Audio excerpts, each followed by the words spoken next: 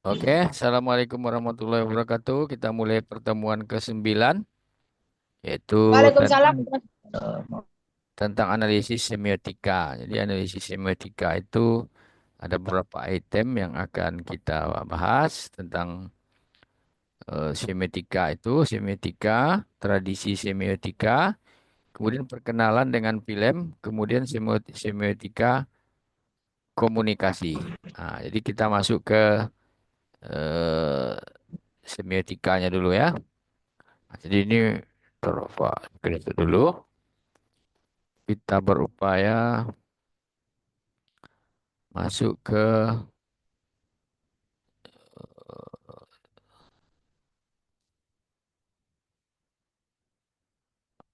semiotikanya. Nah, jadi kajian semiotika ini memang ini kita dalam sebuah buku pengantar teori nih sastra nih eh, Setia Nugraha nih sekarangnya link bukunya Bapak kasih. Ah, jadi kajian semiotika berperan penting dalam mendalami dan mencari makna dari sebuah tanda. Jadi teks itu kan termasuk bagian dari tanda. Nah, jadi secara sistematis mengenai perbuatan, kalau di sini dibilangnya karya sastra, ada juga interpretasi tanda, cara kerja dan keuntungan apa yang didapat. Nah, kayak gitu. Jadi semiotika merupakan bagian yang penting untuk mempelajari struktur dan makna bahasa yang lebih spesifik untuk mempermudah cara interpretasi tanda. Jadi apa? Untuk mempermudah. Nah, kalau ada tanda-tanda, hampir mempermudah. Pendekatan semiotika ini ditandai dari adanya tanda untuk melihat makna yang muncul ketika hubungan antara ditandai dan tanda yang berupa kesatuan dari satu bentuk penanda yang dihubungkan dengan sebuah ide. Jadi bentuk analisis semiotika menurut C.S. Morris, kajian semiotika dapat dianalisis secara sintaktik dan pragmatik. Ya, kalau analisis sintaktik yaitu studi yang bersangkutan tentang tanda secara individual maupun kombinasinya, khususnya bersifat deskriptif mengenai tanda dan kombinasi. Sedangkan analisis pragmatik merupakan keterkaitan antara tanda dan penggunaannya, khususnya yang saling berhubungan dengan penggunaan tanda secara konkret dalam berbagai peristiwa serta eh, efek atau dampaknya. Nah, ini besar ya, biar lebih senang itu. Oke, kemudian eh, terdapat 9 macam semiotika itu. Ada beberapa 9 ya, semiotika analitik, semiotika deskriptif, semiotika faunal, semiotika kultural, dan semiotika naratif, semiotika natural, semiotika normatif, semiotika sosial, dan semiotika struktural. Jadi, tuh semiotika ini ada 9 ya. 9 semiotika. Jadi semiotika kalau analitik, nah, ini yang mengarah ke materi kita analisis teks dan media yang ini nih. Semiotika yang menganalisis sistem tanda. Jadi kalau semiotik deskriptif memperhatikan sistem tanda, semiotika faunal atau zoosemiotik itu semiotika yang khususnya memperhatikan sistem tanda oleh hewan. Nah, ini untuk hewan tuh ya. Semiotika kultural tidak perlu kita bahas karena kita banyak kepada semiotika analitik. Nah, jadi yang naratif bisa ini juga juga nih mitos satu cerita. Kemudian kalau natural dihasilkan oleh alam. Nah, kalau semiotika normatif tanda yang manusia yang berwujud norma-norma kayak norma sosial dan lain-lain. Jadi semiotik struktural khusus menelaah sistem tanda manifestasi melalui struktur bahasa. Nah, jadi ada 3 wilayah kajiannya. Eh, Kemudian tanda itu sendiri, sistem atau kode studi, kebudayaan tempat kode itu. Makna. Jadi semiotika untuk mendapatkan makna. Jadi apa pula makna? Ini makna memahami makna yang sesungguhnya merupakan salah satu masalah filsafatnya. Di makna bagian dari filsafat. Kemudian tadi kita bilang-bilang pragmatik. Nah, juga sistematika untuk menerapkan pola pengetahuan berisi hukum-hukum umum suatu objek dari suatu titik pandang tertentu yang memperhatikan dari segi logika dan kebenarannya. Nah, kemudian masih pragmatik. Jenis-jenis pragmatik itu ada tindak tutur, kemudian ada implikatur. Nah, ini kan tindak tutur. Pragmatik mengkaji bahasa konteks pemakaian aktual. Umpamanya tutur kita bertutur gaya bahasa kita orang Bagan, ya biasanya orang akan tanda. Kalau Yunela tadi ngomong-ngomong dengan kawan satu kerjaannya, kalau kawannya ada umpamanya orang lain, dia bertutur, dia akan tanda itu. Kemudian implikatur mengacu pada jenis kesepakatan bersama antara penutur dan lawan tuturnya. Nah, jadi kalau udah ada implikasinya seperti itu. Kemudian deksis adalah suatu cara untuk mengacu ke hakikat tertentu dengan menggunakan bahasa yang hanya ditafsirkan untuk menurut makna yang diacu oleh penuturan pengurai situasi perbicaraan.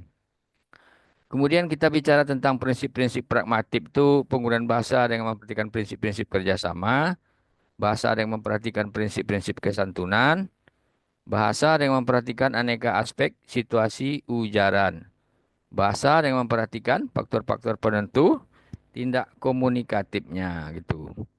Nah, kemudian eh, untuk strukturalismenya memiliki konsep yang kuat bahwa dalam dirinya sendiri sebuah karya sastra sebagai satu kesatuan yang saling bulat mengikat yang terkait antara satu sama lainnya. Ini kalau dalam sastra dengan analisis teks media ya implikasinya juga nanti bisa dibawa ke sana. Struktur makalah. Jadi strukturalisme.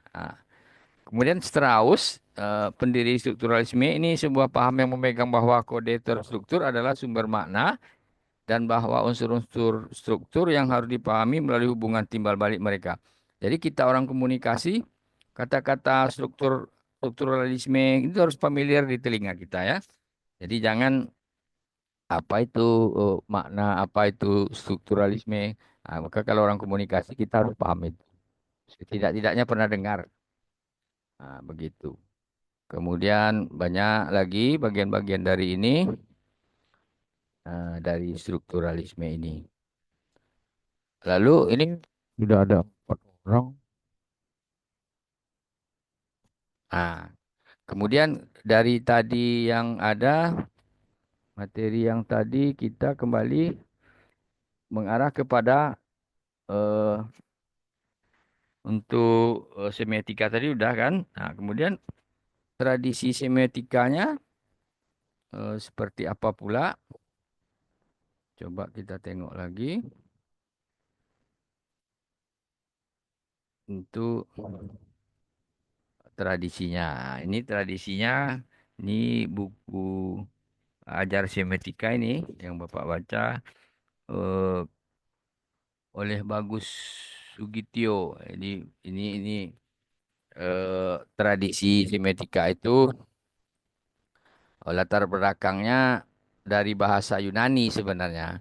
Kalau dalam analisis teks media, dia bisa menganalisis teks media itu salah satunya analisis semiotika. Jadi kita mulai karena tapi kurang kurang banyak juga hanya untuk film-film ini. Tapi nggak apa-apa, kita harus ulas juga biar biar kita lebih komprehensif memahaminya. Jadi ini dari bahasa Yunani semenion yang berarti tanda. Jadi kalau bahasa Yunaninya semiotika itu tanda. Jadi tanda latar belakangnya kayak gitu. Jadi tradisinya memang dari Yunani. Jadi ada tanda-tanda. Jadi semiotika struktural eh, ada tradisinya gitu. Semiotika struktural dan semiotika kognitif, semiotika seni budak sosial budaya, Semetika fenomenologi. Nah, jadi kalau kalau ada sesuatu yang sudah terstruktur, ahli kayak kayak berita itu kan, kognitif, pikiran. Nah, kemudian kalau sosial budaya itu tradisi, sosial budaya yang sudah ada di masyarakat. Semetika fenomenologi itu fenomena yang memandang tanda sebagai fenomena yang muncul dalam pengalaman manusia. Nah, itu tradisi. Sejarahnya juga itu ada beberapa sejarahnya. Nanti link bukunya Bapak kasih. Apabila santai nanti silakan dibaca lebih lanjut. Ini sejarah awalnya juga ada. Ya, kayak kayak sejarah awal semetika ini eh, dapat ditelusuri kembali ke zaman kuno di mana para filsuf seperti Plato, Aristoteles dan Stokisme telah mempertimbangkan konsep-konsep seperti bahasa, tanda, dan representasi. Nah, jadi sebenarnya para ahli-ahli ini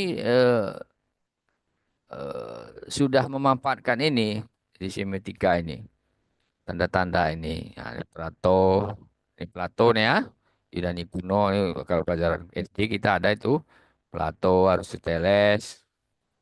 Nah, ini ada satu lagi nih, Stokisme. Kemudian eh, kalau itu awal-awal di Yunani, kemudian pertengahan semetika itu abad ke-12 sampai 16. Nah, ini kalau abad ke-12 sampai 16 masih ini ya zaman-zaman kita kerajaan-kerajaan zaman dulu, zaman Hindu-Buddha kuno ini dulu kalau dibawa ke kondisi di Indonesia, perkembangan dalam studi bahasa teologi mempengaruhi perkembangan semetika. Jadi sudah berkembang di beberapa tempat eh, ada akan menjadi nanti terbentuk bahasa gitu, bahasa Latin. Kalau dari tanda-tanda yang ada, orang kan bagaimana orang berkomunikasi kalau tidak ada ini apa nih tanda-tanda ini? Nah, ini sebutannya akan menjadilah eh, bisa diartikan oleh masyarakat. Kemudian secara lanjutannya abad ke-19 abad 20 di Eropa nih di Indonesia sudah berkembang itu pasti. Tapi tidak begitu eh, ya tanda-tandanya memang kalau di Eropa lebih maju ya kita ikut-ikutan juga. Jadi sudah berkembang. Nah, ini ada beberapa ahlinya di sini. Kemudian ini perkembangan semetikanya para ahli dari berbagai bidang termasuk linguistik, sastra seni budaya, ilmu komunikasi dan antropologi. Jadi kalau kita sebagai orang komunikasi ya mau tidak mau kita juga harus terlibat dalam perkembangan semiotika ini. Jadi untuk mempresentasikan berbagai makna bentuk, interaksi antara tanda dan konteks ini. Kemudian ada semetika struktural seperti yang kita sebut tadi, semetika post struktural. Kemudian eh, ada semetika budaya. Nah, ini oleh karangan buku eh, bagus ini namanya semetika kognitif. Kemudian eh, ada juga semetika visual yang berkembang terus. Nah, juga nanti akan ada namanya ilmu komunikasi, komunikasi visual. Jadi eh, konsep dasarnya simetika visual itu tanda visual, representasi visual, dan juga denotasi, arti literal dan deskriptif satu tanda visual. Jadi memang kalau memang untuk yang tanda ya seperti itu. Kemudian kita akan eh, apa, masuk ke perkenalan dengan film. Jadi kalau tanda-tandanya itu juga memang kita analisis teks, tapi nggak apa-apa di dalam film juga terkadang juga ada teks yang perlu dianalisis dan memang ini sudah menjadi tren juga. Karena kalau ada kalian hobi nanti apa Bapak tampilkan juga nanti di sini. Kalau mana tahu kalian ada suka nanti menganalisis sebuah film, umpamanya ada film di Rokan Hilir, itu kalian mau buat skripsi, analisisnya nanti ya analisis semiotika bisa digunakan. atau menganalisis poster filmnya atau hanya menganalisis isinya nanti bisa dikaitkan dengan analisis semiotika ini. Kemudian untuk eh, film ini, nah ini contohnya film dan dakwah nih.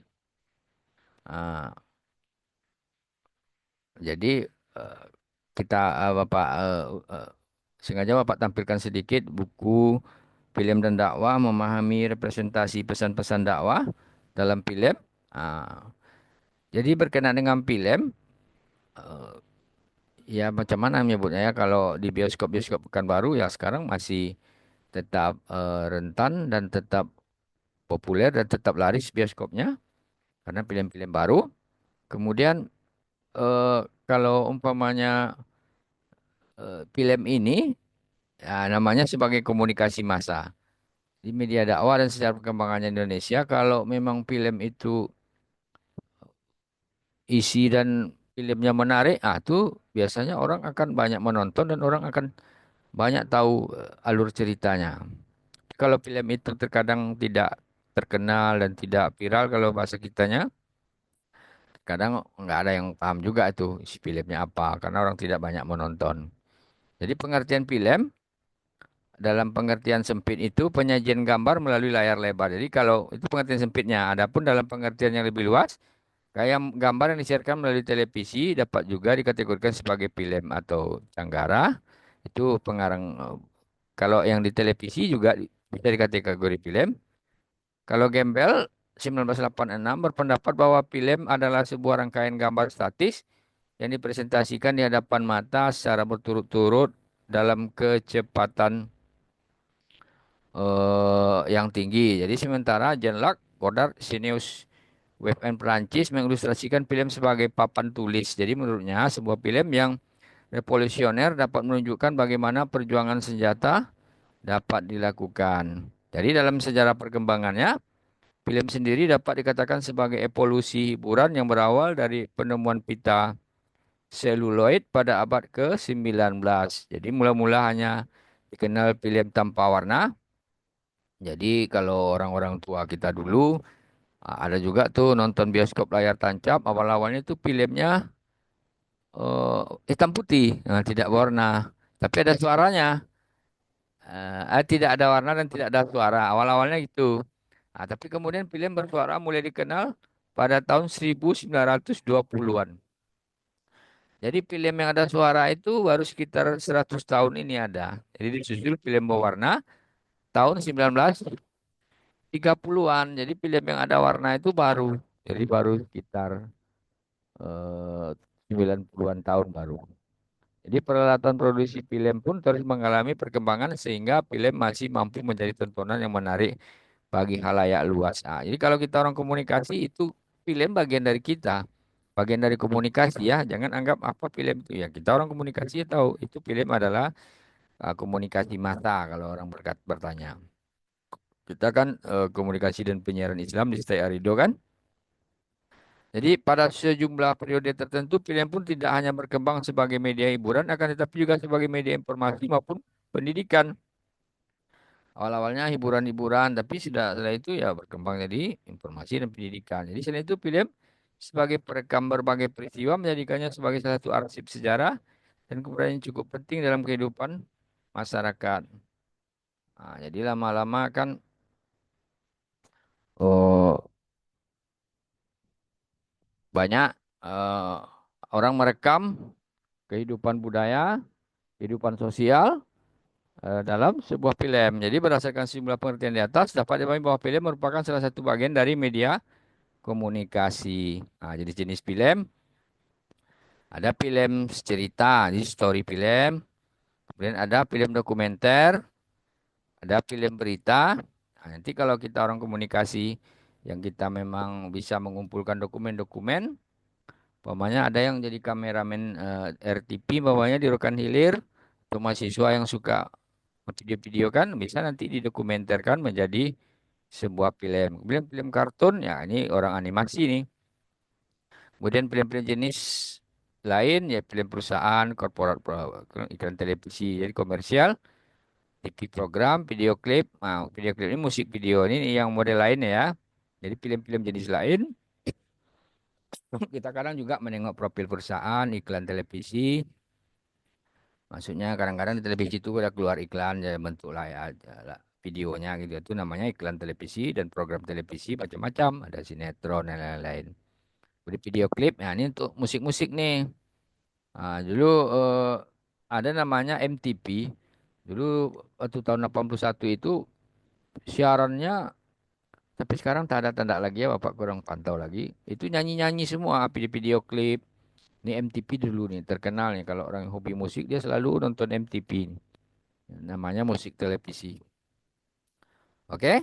Kemudian film sebagai media komunikasi massa. Jadi dalam Undang-Undang Nomor 33 Tahun 2009 tentang perfilman, pengertian film adalah karya seni budaya yang merupakan peranata sosial dan media komunikasi massa. Nah, ini ada kata-kata media komunikasi massa yang dibuat berdasarkan kaidah sinematografi. Jadi kalau belum memenuhi kaidah sinematografi ya belum dikatakan film. Dengan atau tanpa suara dan dapat dipertunjukkan. Jadi kalau tidak bisa diputar ya belum jadi film, cuman baru cak-icak gitu. Kayak banyak mahasiswa yang buat-buat film, ya baru sebatas-sebatas film pendek untuk diperlombakan. Nah, belum dipertunjukkan. Jadi ada juga kemarin yang dibahkan dipertunjukkan. Nah, itu mungkin bisa saja sudah bisa dikategorikan sebuah film sesuai Undang-Undang Nomor 33 Tahun 2009 ini. Kemudian, ini bentuk-bentuk karakteristik filmnya. Kemudian film sebagai media dakwah. Nah, karena kalau kita komunikasi penyiaran Islam, juga kita harus tahu bisa menganggap sebuah film untuk komunikasi dakwah. Bisa saja nanti suatu saat kalian akan termotivasi membuat film-film yang menyangkut dakwah yang ada. Ini aspek-aspek dalam film. Ini link-link buku ini nanti Bapak kasih semua. Nanti bisa diulang-ulang. Pemaknaan, pembuatan filmnya, kamera dan elemen-elemen pengambilan simbol-simbol non verbal dalam film. Nah, ada juga aspek-aspek dalam filmnya dan banyak ini eh, hal-hal yang perlu kan ada juga close up, pengambilan-pengambilan gambarnya, medium shot, medium long, wide, long shot. Ini long shot ini shot jarak jauh. Nanti bagi-bagi yang hobi buat film pendek ini pelajari ini ya. Nanti link bukunya Bapak kasih. Kemudian pengambilan gambar medium, kalau medium itu separuh agak dekat, medium shot, ah, medium close up. Close up nih pengambilan kayak wajah gini close up. Oke, banyak nih hal-hal yang berkaitan dengan film karena analisis semiotika ini ada juga menyangkut film nih kita singgung tentang film sedikit. Nanti simbol-simbolnya nih non verbal dalam film. Jadi ada juga terkadang kita kan analisis teks media ya kita harus tahu juga yang tentang non verbalnya dalam analisis semiotika ini. Lalu kita eh, mengarah terus masih pertemuan ke 9 ini yaitu semiotika komunikasi. Ini semiotika komunikasi nanti kalau semiotika komunikasi kita tentu akan eh, mengarah ke hal-hal yang lebih menjurus ke komunikasi. Ini buku karangan siapa namanya nih? Dr. Indirwan Seto Wahyu Wibowo. Ini semiotika komunikasinya. Dalam buku ini dijelaskan sekilas tentang semiotikanya tadi sudah, pengertian-pengertiannya, kemudian bahasa tanda dan makna. Jadi kalau ini, oh ini ada seorang pakai peci, oh ini seorang tentara, jadi tanda-tandanya apa gitu kan? Berarti ini kan ketegasan namanya. Nanti kita harus bisa memaknainya dari sebuah arti dari sebuah tanda. Ini semiotika dan politik media massa. Juga juga perlu kita pahami. Jadi mengarah nanti ke analisis teksnya. Kemudian tokoh-tokoh semiotika, kita harus paham juga ada Charles Sarden Peirce. Ini tokoh semiotika. Kita tahu hanya ringkas-ringkas saja. Ini ada tipologi tanda Persidia. Ini kemudian ada Ferdinand de Saussure. Jadi kalau nanti kita tahu ada tulisan menurut Saussure, Sure ini tulisannya, itu berarti Ferdinand de Saussure. Jadi kalau orang ini pendekatan semiotikanya, kalau kita mau analisis sebuah film atau teks media berdasarkan analisis Saussure umpamanya, berarti yang teori dia ini dipakai ini. Nah, kemudian ada Roland Barthes. Nah, ini sering nih dipakai Roland Barthes nih. Jadi kalian harus tahu nanti semiotika Roland Barthes, penerapannya nanti ada dalam analisis semiotika. Nah, ini ahlinya nih. Tak bisa begitu melepaskan nama Roland Barthes dari tahun meninggal tahun 80 dia. Kajian sebelumnya warna kental, struktur resmi dan semiotika teks. Nah, jadi kalau Roland Barthes nggak ada menyangkut semiotika teks. Nah, jadi dia ada rumusnya nih. Nah, rumus-rumusnya. Dan ini semacam diagramnya yang dibuatnya. Nah, kemudian ada Umberto Eco. Nah, jadi kalau ada nama Umberto Eco atau tokoh semiotika tuh. Kemudian ada kerangka berpikirnya semiotika itu analisis isi kualitatif. Jadi kayak ini ada sebuah majalah Tempo waktu dulu pernah menayangkan setelah dia pergi ini setelah Presiden Soeharto pergi. Jadi ada semacam eh, salah satu ya kopernya kayak gini. Kosmetika. Jadi kalau dalam dalam buku atau dalam beberapa kayak analisis orang, majalah memasang koper yang kontroversial, peristiwa kematian Soeharto. Ini setelah Soeharto meninggal ya, koper di majalah Tempo akan lebih ya tiba-tiba saja koper kayak gini keluar dibuat majalah Tempo. Jadi kalau apabila menggunakan analisis isi kuantitatif, tak banyak yang bisa diangkat dari penampilan sebuah koper yang full color ini. Jadi pakai kuantitatif ya tidak. Cuma yang ada umpamanya setelah dia pergi. Jadi hanya kalau kuantitatif itu agak sedikit yang bisa dianalisis. Tapi kalau pakai kualitatif, semiotika, kita bisa melihat ada apa di balik pemuatan koper ini. Baru nanti maknanya bermacam-macam dianalogikan di balik kematian Soeharto. Misalnya isi kontennya, emergensinya. Kalau kalau orang menganggap ini mungkin hanya biasa saja, tapi kalau dianalisis secara semiotika, mungkin maknanya lebih dalam. Karena di sini memang ada masalah perjamuan kudus nih, mitos nih. Jadi kalau kalau kita nggak hati-hati menganalisisnya bisa hati-hati, marah orang nanti. Oke, kemudian perbedaan mendasar dengan analisis isi kuantitatif. eh, Bisa dilakukan dalam menelaah teks media. Jadi perlu diketahui juga perbedaan mendasar antara analisis isi kuantitatif dan analisis semiotika. Jadi kalau ada analisis kuantitatif, analisis isi kuantitatif, benar juga ini analisis semiotika. Jadi kalau semiotika itu ya semacam tanda yang lebih bisa kita ulas menjadi mencari makna di belakangnya. Nah, itu maksudnya ya. Oke. Kalau sampai di sini ada mau ditanyakan?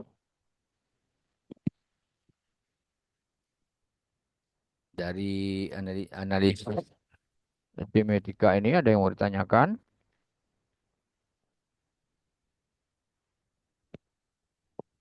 Junela, Fauzi, Lutfia Alwi, Aipun Putri, Muhammad Fazwan. Ada yang mau ditanyakan sampai di sini?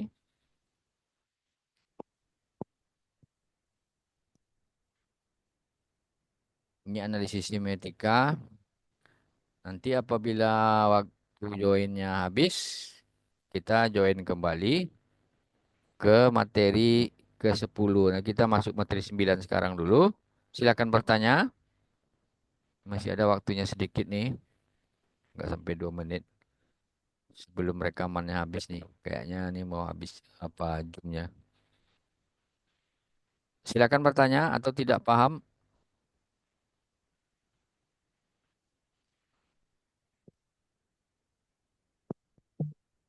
silakan ditanyakan. Materinya nanti dikirim, Pak. Ya, ini materinya kan tadi buku-buku yang Bapak tengok tadi itu bukunya link saja ya, link bukunya saja nanti Bapak kasih ya, nanti silakan baca-baca. Iya, Pak, Ya. iya, Pak.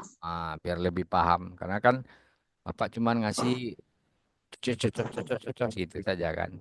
Kalau tidak diulang-ulang sama mahasiswa dengan buku yang ada ya lebih. Ini ada satu atau dua atau empat buku nih mungkin nanti. Akan lebih dalam ilmunya nanti kan. Iya, Pak. Oke, sampai di sini ada yang mau tanyakan. Nanti kalau habis waktunya silakan join lagi ya ke pertemuan selanjutnya ya. Jam berapa, Pak? Langsung, langsung saja. Nyambung sekarang. Pertemuan ke-10. Iya, iya. Atau kalau memang nanti masih ada waktu, bisa kita lanjut pertemuan ke-11. Kalau ada waktu. Karena untuk kalian bisa join kayak gini pun kadang Bapak eh, agak-agak sulit juga Bapak nemukan join yang agak-agak ramai. Ini satu, dua, tiga, empat. Itu kan lumayan juga lah. Kalau Iya, Pak, ini udah berlima aja, dah, Pak. iya, 45 ya kan. Kan lumayan tuh. Nanti memang ada rekaman videonya, ya silakan diputar-putar